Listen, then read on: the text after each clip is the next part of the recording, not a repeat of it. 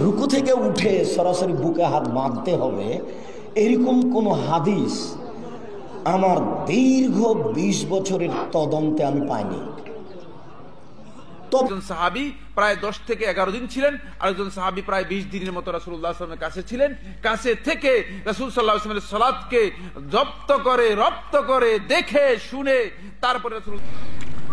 আসসালামু আলাইকুম ওয়া রাহমাতুল্লাহি ওয়া বারাকাতুহু। প্রিয় ভাইরা, আজকে আমরা যে ভিডিওটা উপস্থাপন করতে যাইতেছি সেটা হলো আমাদের সালাফি মাযহাবের মধ্যে একটি বিষয় নিয়ে খুব বিতর্ক রয়েছে, যেটা হলো রুকু থেকে ওঠার পর আবার হাত বাঁধা, যেটা নিয়ে সেই বিষয় নিয়ে শেখ নাসিরউদ্দিন আলবানী এবং শেখ বিন বাজ রাহিমাহুল্লাহু তাআলা এটাকে সুন্নত বলেছেন এবং শেখ নাসিরউদ্দিন আলবানী রাহিমাহুল্লাহু এটাকে বিদআত বলেছেন। এই বিষয়ের উপর আমাদের কয়েকজন উলামায়ে কেরাম বা কয়েকজন শেখের মুখ থেকে আমরা শুনবো যে আসলে রুকু থেকে উঠার পর হাত বাঁধা এটা কি সুন্নত না সুন্নত পদ্ধতি নয়, না এটা বিদআত রয়েছে। এই বিষয়ের উপর আমরা প্রথমে শেখ মতিউর রহমান মাদানী সাহেবের মুখ থেকে শুনবো বিষয়টা কিরকম এবং উনার পর্যালোচনায় বিষয়টা কিরকম পড়ে, এটা সুন্নত না সুন্নত নয়। আসুন আমরা একটু শোনার চেষ্টা করি। রুকু থেকে ওঠে হাত বুকে বাঁধা, এটি ইমাম আহমদ রাহিমাহুল্লাহর মাযহাব। আর ইমাম আহমদ রাহিমাহুল্লাহ 4 ইমামের মধ্যে সবচেয়ে বড় মুহাদ্দিস ছিলেন, এতে কোনো সন্দেহ নেই। হাদিসের জ্ঞান তার অন্যান্য ইমামদের চাইতে বেশি ছিল, 3 ইমামের চাইতে। আর এজন্য তার মাযহাবের মাসলা মাসাইল গুলি আকরাব ইলা সুন্নাহ, সুন্নাহর কাছাকাছি। অল্প কিছু ইজতিহাদি ভুল রয়েছে। আর সৌদি আরবের উলামায়ে কেরামগণ, সালাফিরাও এবং যারা হাম্বলি মাযহাবের অনুসারী 2 রকমই রয়েছে, তারা সবাই রুকুর পরে রুকু থেকে উঠে বুকে হাত বাঁধেন। আর এই মর্মে যে হাদিসগুলি পেশ করা হয় স্পষ্ট যেগুলি, সেগুলি দুর্বল। তবে যে হাদিসগুলি অস্পষ্ট কিন্তু শক্তিশালী হাদিস, অস্পষ্ট কিন্তু শক্তিশালী হাদিসগুলি শক্তিশালী। আর এই কথা ইমাম আলবানী বলেছেন যে যেহেতু স্পষ্ট হাদিস নেই, যে হাদিসগুলি স্পষ্ট রয়েছে যে রুকুর পরে বুকে হাত বাঁধা, আর সেই হাদিসগুলি জয়ীফ, এই বিষয়টি স্পষ্ট হওয়ার প্রয়োজন ছিল। আর যে হাদিসগুলি পেশ করা হচ্ছে সহিহ হাদিস, সেগুলি অস্পষ্ট, সুতরাং মাসলাটি সাব্যস্ত নয়। এই জন্য আলবানী রাহিমাহুল্লাহ সালাফি উলামাদের মধ্যে বর্তমান যুগের 20 শতাব্দীর তিনি বলেছেন এটি ঠিক নয়। তো এখন এই দুটো ফতোয়া সালাফি উলামাদের মধ্যেই রয়েছে, দুটোর যেটার উপরে আপনার আস্থা ভরসা হয় সেটার উপর আমল করতে পারেন। আমি মনে করি যদি যারা রুকুর পরে হাত বাঁধছেন বুকে, তাতে খুশু রয়েছে, এতে কোনো সন্দেহ। হাত এমনি ছেড়ে থাকলে মনে হচ্ছে স্বাভাবিক এমনি দাঁড়িয়ে আছেন, নামাজে আছেন না নামাজে না বোঝা যাচ্ছে না, কিন্তু বুকে হাত বাঁধা থাকলে তাতে একটা খুশু, মনোযোগী হয়ে যেন সালাত আদায় করছেন, একটা বাহ্যিক এতে স্পষ্ট হচ্ছে। যার ফলে এটা কেউ যদি করে আর দলিলগুলি সামনে রেখে, তো আমি এটাকে সুন্নতের খেলাফ মনে করি না, করতে পারে, আর আমি কাউকে বাধাও দিই না। আর কেউ যদি নাও পারে তো তাদেরকে বলি না যে এটা করেন না কেন, কারণ এটি আমার কাছে সুনিশ্চিত সুন্নাত নয়, আবার এটি বিদআত নয় আমার কাছে। আল্লাহু আ'লাম, আমি যতটুকু শরীয়ত বুঝেছি সুনিশ্চিত সাব্যস্ত একবারে স্বীকৃত সুন্নাত নয়, আবার এটিকে সুন্নতের খেলাফ বলা যাচ্ছে না। এই তাহরি মাসলা, যদি কারো এতে ভালো লাগে তাহলে করতে পারে। আর যদি কেউ মনে করে যে ইমাম আহমদ রাহিমাহুল্লাহর একটি মানহাজ ছিল ফিকহের ক্ষেত্রে, যেটা আমি অনেক সময় ফলো করি, আর এই মাসলাতে আমি ফলো করি, সেটা হচ্ছে যে তিনি যাতে করে কোন একটা সুন্নত না ছুটে যায়। যদি করলাম না সারা জীবন, তাহলে হতে পারে যেটি সুন্নত ছিল ছুটে গেল। এই জন্য তিনি এটাও করতেন ওইটাও করতেন, যেগুলো হাদিসে আছে সবগুলো আমল করার চেষ্টা করতেন। সুতরাং কেউ যদি কখনো হাত বাঁধে আর কখনো হাত ছাড়ে, আশা করি যে তাতেও কোনো দোষের কথা নাই। আল্লাহু তাআলা আ'লাম। এই বিষয় নিয়ে বাড়াবাড়ির কোনো প্রয়োজন নেই এবং বাড়াবাড়ি করার কোনো ভালো কেন।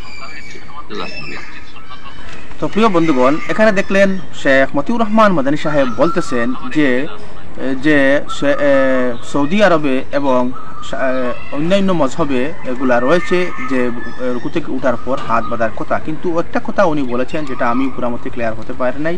উনি বলেছেন এ বিষয়ের উপর অস্পষ্ট শক্ত হাদিস রয়েছে, কিন্তু ওগুলা অস্পষ্ট, আর যেগুলা স্পষ্ট হাদিস রয়েছে সেগুলো আবার জয়ীফ বা দুর্বল। তাই উনি বলতেছেন যদি কেহ রুকু থেকে উঠার পর হাত বাঁধেও তো বাঁধতে পারে, না বাঁধলেও বাঁধতে পারে। এখানে নাসিরউদ্দিন আলবানী এই বিষয়টাকে বিদআত বলেছেন এবং শেখ বিন বাজ রাহিমাহুল্লাহ এটাকে সুন্নত বলেছেন। বন্ধুগণ, তাই মতিউর রহমান মাদানী সাহেবের বক্তব্য আমরা ইতিমধ্যে শুনলাম। এবার আমরা শোনার চেষ্টা করব আরেকজন শেখ শেখ মোহাম্মদ সাইফুল্লাহ সাহেব উনি বিষয়টাকে কিভাবে উপস্থাপন করেন, আসুন আমরা উনার মুখ থেকে একটু বিষয়টা জানার এবং শোনার বোঝার চেষ্টা করি। মাসআলাটি আলেমদের মধ্যে ইজতিহাদ হয়েছে, যেহেতু সুস্পষ্ট নস আল্লাহ নবী সাল্লাল্লাহু আলাইহি ওয়াসাল্লামের কাছ থেকে পাওয়া যায়নি। তবে রাসূলুল্লাহ সাল্লাল্লাহু আলাইহি ওয়াসাল্লামের সালাত যারা বর্ণনা করেছেন রুকু থেকে উঠার পরে, তারা সবাই পড়েছেন যে রাসূলুল্লাহ সাল্লাল্লাহু আলাইহি ওয়াসাল্লাম আগে যে অবস্থায় ছিলেন সেই অবস্থায় রাসূলুল্লাহ সাল্লাল্লাহু আলাইহি ওয়াসাল্লাম ফিরে গিয়েছেন।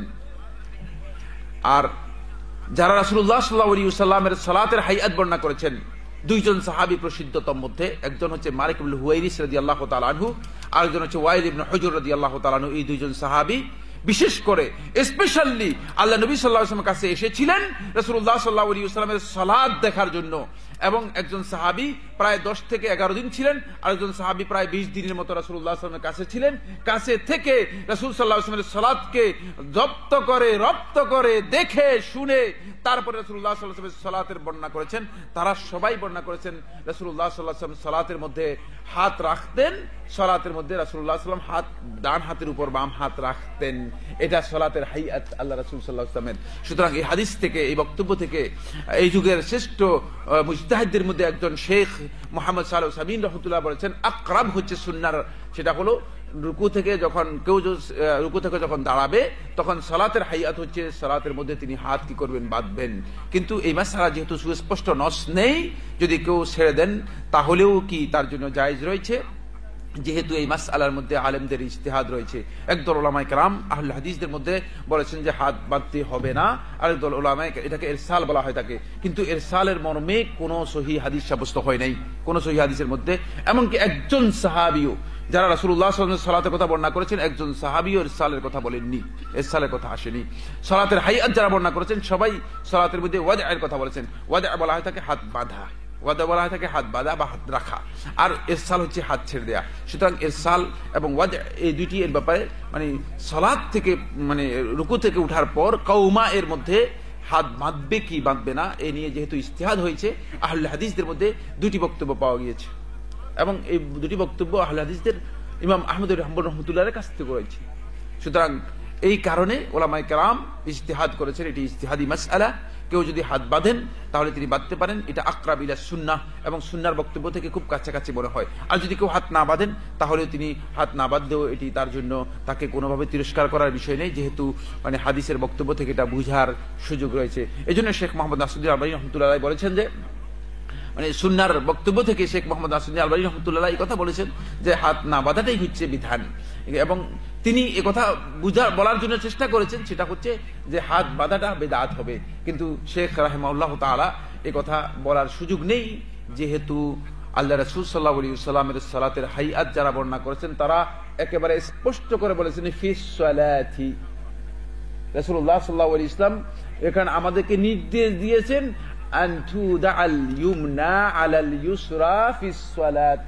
সালাতের মধ্যে বাম হাতের উপর ডান হাত রাখতে। এর সালের কথা একটি রিওয়ায়াতের মধ্যেও আসেনি, ছেড়ে দেওয়ার বিষয়টি একটি রিওয়ায়াতের মধ্যে আসেনি।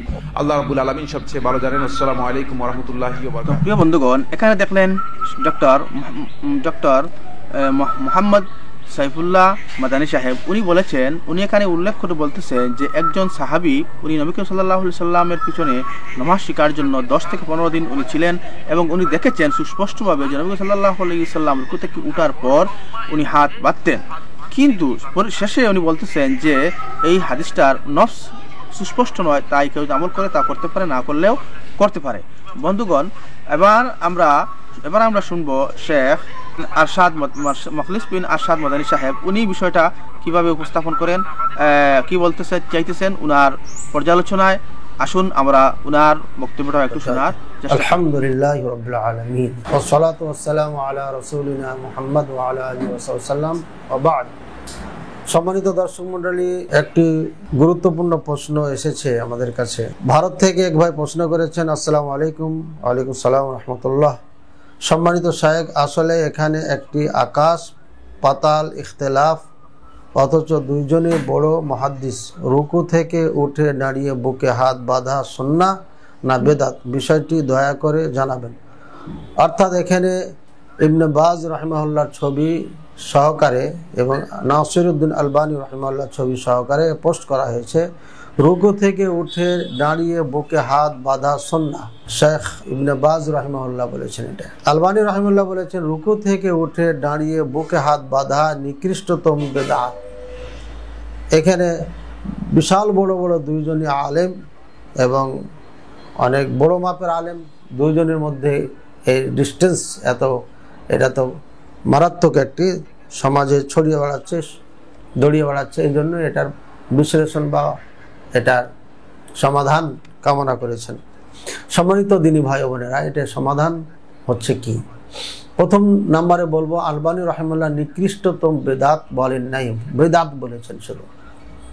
আলবানী রাহিমাহুল্লাহ এটাকে বেদাত বলেছেন।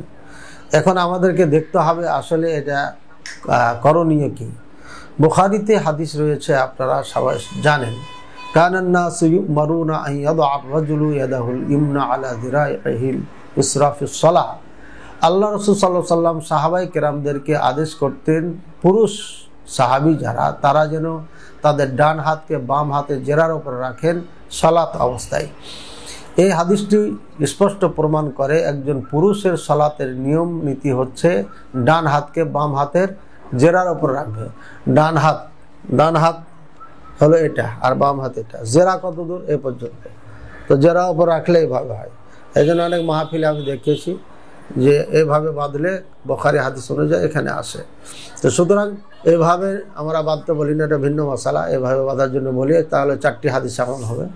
তো সব মিলে যা হোক, এই হাদিসটি বলছে সালাত অবস্থায় হাত বেঁধে রাখার জন্য, এবং ফিল কিয়াম দাঁড়ানো অবস্থায়। আর যখন রুকুতে যাবে তখন হাঁটুতে পা দিবে, যখন রুকুর থেকে আপনার আবার সিজদায় যাবেন তখন মাটিতে থাকবে, যখন তাশাহুদে বসবে তখন 2 রানের ওপর হাত থাকবে। এগুলোতে স্পষ্ট করে আছে। সুতরাং কিয়াম অবস্থায়, দাঁড়ানো অবস্থায় হাত থাকবে কোথায়? ডান হাত বাম হাতের ওপরে থাকবে এবং বুকের ওপর থাকবে, এটি বোঝা যায়। সুতরাং রুকুর থেকে ওঠার পরে এটা দাঁড়ানো অবস্থা। এই হাদিসটা হলো ইস্তেমবাতের মূল জায়গা। এই রুকুর থেকে ওঠার পরে এটা দাঁড়ানোর জায়গা। সুতরাং দাঁড়ানোর জায়গা যেহেতু, কাজে এখানেও আপনার হাত বাঁধা অবস্থা থাকবে। আর বাঁধা অবস্থা থাকলে এটা বিনয়ী এবং অন্য মানুষকে হওয়ার যে সিস্টেমটা আছে বা সুযোগ থাকে, এটা থাকে না। যখন হাত বাঁধা হয়ে যায় তখন বিনয়ী আসে, আল্লাহর সামনে দাঁড়িয়ে আছে এটা মনে হয়। যার কারণে আপনার হাত বাঁধাটাকে, আপনার এটাকেও এই অবস্থাতেও সুন্নাহ বলেছেন ইবনে বাজ রাহিমাহুল্লাহ। কারণ একই দলিল, যেমন রুকুর আগেও দাঁড়ানো অবস্থা সালাতে আছেন এবং পরেও সালাতে আছেন। সুতরাং যেহেতু দাঁড়ানো অবস্থায় হাত বাঁধার হুকুম আছে, তাই এখানেও হাত বাঁধতে হবে এবং এটা সুন্নাহ। এ কথা ইবনে বাজ রাহিমাহুল্লাহ বলেছেন। আলবানী রাহিমাহুল্লাহ যুক্তি হচ্ছে, এই হাদিসটি শুধু হচ্ছে কাবলা রুকুর জন্য, বাদা রুকুর জন্য না। বাদা রুকু অর্থাৎ রুকুর পরে যে অবস্থাটা আমরা দাঁড়িয়ে থাকি, এটা একটা অবস্থা। এখানে একটা দোয়া আছে, দোয়ার মধ্যে ব্যস্ত থাকবে মানুষ। সুতরাং এই সময় হাত বাঁধা না বাঁধাই, বরঞ্চ হাত ছেড়ে দিবে, বরঞ্চ হাত বাঁধাটা বেদাত। উনি এই কথা বলেছেন। দেখেন, 2 জন আলেম, বিশিষ্ট আলেম দ্বীন এবং বিশাল বড় আলেম দ্বীন, এদের নিয়ে কথা বলার মতো আমাদের ক্ষমতা নাই। তাই আলবানী রাহিমাহুল্লাহ এক দৃষ্টিতে এটাকে বেদাত বলেছেন, আর ইবনে বাজ রাহিমাহুল্লাহ হাদিসকে সামনে রেখে তিনি ইজতিহাদ করে এটাকে সুন্নাহ বলেছেন। তাহলে এখন দেখব আসলে এটা কোনটা সঠিক বলে মনে হয়। ইবনে উসাইমিন রাহিমাহুল্লাহকে এই প্রশ্ন করা হয়েছিল, তিনিও উত্তর দিয়েছেন যে হাত বেঁধে রাখাটাই উত্তম এবং এটা সুন্নাহ, বেদাত নয়। সুতরাং আলবানী রাহিমাহুল্লাহ যে ইজতিহাদ করেছিলেন, ওনার থেকে এটাকে বলবো মিস্টেক। আমার আর আলেম ওলামায়ে কেরাম থেকে মিস্টেক হয় স্বাভাবিক। ইজতিহাদের উপরে ভিত্তি করে যেহেতু এটা মাসআলা সবাই দিয়েছেন, একজন মুজতাহিদ যদি ইজতিহাদ গবেষণার ভিত্তিতে কোনো ফতোয়া দেন, এরপরে যদি ভুল হয়ে যায় 1 নেকি পাবেন, আর যদি সঠিক হয় তাহলে ডবল নেকি রয়েছে। সুতরাং আলবানী রাহিমাহুল্লাহ এখানে ইস্তেমবাত করতে গিয়ে এটা ভুল প্রমাণিত হয়েছে অন্য ওলামায়ে কেরামের মতামতে। এবং অনেকগুলো ওলামায়ে কেরাম ইবনে বাজ রাহিমাহুল্লাহ দিকে মত দিয়েছেন। সুতরাং এটাকে বেদাত বলার কোনো সুযোগ নাই, এটাকে সুন্নাহ বলা যেতে পারে। তবে এই আমলটি জরুরি কি জরুরি না, এটা মশালা হচ্ছে জরুরি নয়। কেউ যদি বাঁধে, এটা নিষেধ করার মতো কিছু নাই। কেউ যদি না বাঁধে, তাকেও নিষেধ করার মতো কিছু নাই। আর না বেঁধে দোয়াতে ব্যস্ত, দোয়াতে মনোযোগী হয়েছেন, তারও জন্য সালাতের কোনো সমস্যা নাই। আর যিনি বেঁধেছেন বাধার পরে দোয়ায় মনোযোগ দিয়েছেন তারও জন্য কোনো সমস্যা নাই, উভয়ের সালাত হয়ে যাবে। সুতরাং এটা কোনো ঝগড়ার বিষয় নয় এবং মারাত্মক কোনো বিষয় নয়। সুতরাং এটা কোনো ঝগড়ার বিষয় নয়, এটা মারাত্মক কোনো বিষয় নয়। তাই এদিকে আমাদের সময় নষ্ট না করে আমরা যেভাবে চাবে পড়বে, যার জন্য যেটা ভালো মনে হবে, যেখানে একাগ্রতা আসবে, বিনয় আসবে, সেটা সে করবে। মুসাল্লিদের জন্য এটা ছাড় আছে। আল্লাহ বন্ধুগণ, এখানে দেখলেন আপনারা শেখ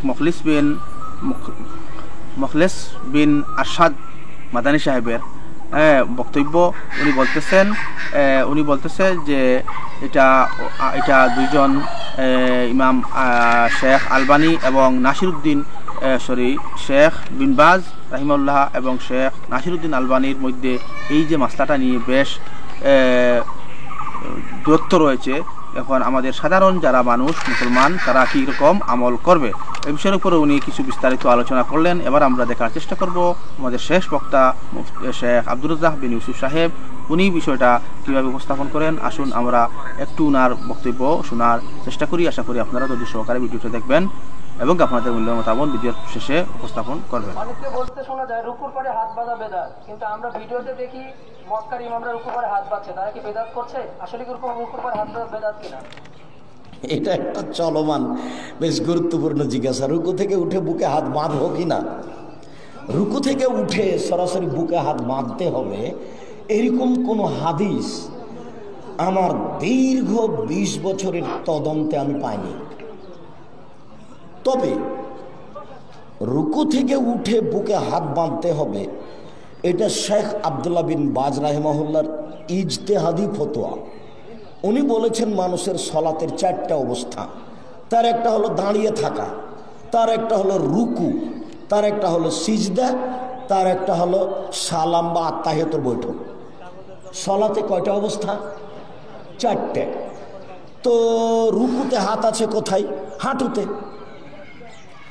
তো আত্তাহিয়াতে হাত আছে কোথায়? হাঁটুর উপরে।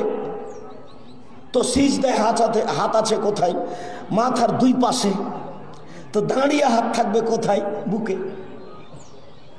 বুঝা গেল না? সলাতের মধ্যে হাতের কয়টা অবস্থা? 4টে। দেখেন আপনি 4টে অবস্থা। তখন শেখ আব্দুল্লাহ বিন বাজ রাহিমাহুল্লাহ বলেছেন যেহেতু হাতের অবস্থা 4টার বাইরে দেখা যায় না, তো দাঁড়িয়ে থাকা অবস্থায় হাতের জায়গা কোনটা? এটি।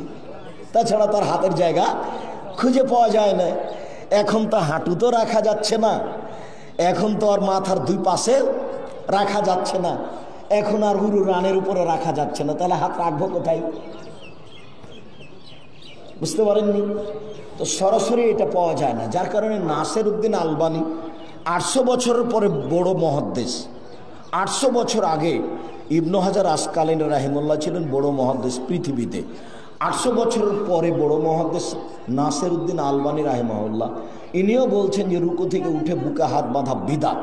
আর আমরা বলছি, আমি আব্দুর রাজ্জাক বিন ইউসুফ, আমার 20 বছরের তদন্ত অভিজ্ঞতায় রুকু থেকে উঠে পুনরায় হাত বাঁধার হাদিস পাওয়া যায় না। যেহেতু দলিল ভিত্তিক চলি, কাজে উঠে আবার যখন পাওয়া যায় না তখন ছাড়াই থাকে। তো প্রিয় বন্ধুগণ, এখানে আপনারা দেখলেন যে আব্দুর রাজ্জাক বিন ইউসুফ সাহেব উনি যে রুকু থেকে উঠার পর যে বুকুর উপর হাত রাখতে লাগবে বা হাত বাঁধতে লাগবে সে বিষয়ের উপর শেখ বিন বাজ রাহিমাহুল্লাহ তাআলার যে দলিল উনি বলতেছেন যে নামাজে সাধারণত মানুষের 4টার অবস্থা থাকে। এক হলো দাঁড়ানো, দ্বিতীয় রুকু, তৃতীয় হলো সজদা এবং চতুর্থ বৈঠক। যে প্রত্যেকটা অবস্থানে মানুষের হাত এক একটা স্থানের মধ্যে নির্ধারিত থাকে। যেমন দাঁড়ানো অবস্থায় হাত পাতা থাকে, রুকুতে গেলে হাত পাথর মধ্যে থাকে, সজদাতে গেলে আমরা হাত মাথা নাকের পাশে থাকে এবং বসার সময় হাত আঁটুর মধ্যে আমরা দিয়ে বসে থাকি। সেই হিসাবে রুকু থেকে উঠার পর হাতের অবস্থানটা কোথায় হবে তা নির্দিষ্ট করতে গিয়ে উনি বলেছেন যে হাতটা বাঁধিয়ে রাখতে হবে। এটা ছিল শেখ বিন বাজ রাহিমাহুল্লাহ তাআলা ইজতিহাদি মাসলা। গতিকে এটার উপরে কেউ যদি আমল করে তাহলে করতে পারে। আর নাসিরউদ্দিন আলবানী এটাকে বেদাত বলেছেন। বন্ধুগণ, এই বিষয়ের উপর এই যে 4জন উলামায়ে কেরামের বক্তব্য শুনবেন, কার বক্তব্য সবথেকে সুন্দর এবং সুস্পষ্ট হয়েছে এবং এই হাদিসের উপর আমল করা যায় কিনা আপনার মূল্যবান মতামত ভিডিও কমেন্টে এসে জানাবেন। চ্যানেলে যদি নতুন এসে থাকেন অনুগ্রহ করে চ্যানেলটাকে সাবস্ক্রাইব করবেন আশা করি। আর যারা চ্যানেলটাকে যারা অলরেডি সাবস্ক্রাইব করেছেন তাদেরকে অসংখ্য ধন্যবাদ। আপনাদের বিভিন্ন ধরনের ওয়েবসাইট, ফেসবুক, ইনস্টাগ্রাম, হোয়াটসঅ্যাপে ভিডিওটি শেয়ার করে বেশি বেশি দেখার সুযোগ করে দেবেন যাতে মানুষ বুঝতে পারে এবং জানতে পারে। আসসালামু আলাইকুম ওয়া রাহমাতুল্লাহি ওয়া বারাকাতুহু।